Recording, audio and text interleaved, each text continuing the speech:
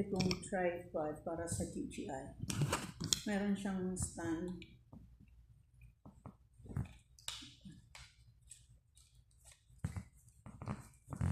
Tapos ito yung pang DJI.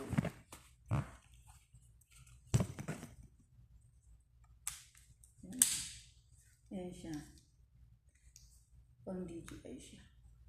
Pwede rin siya sa kabilang side. Yan. Magnet. Hindi magmano yung magnet. Nakalak na siya. Tapos pwede rin siya tanggalin natin ang screw.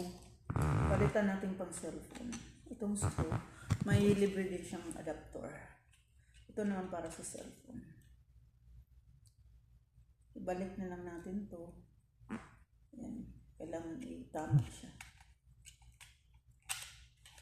Yan. Tapos pwede mo na siya ilagay yung cellphone mo.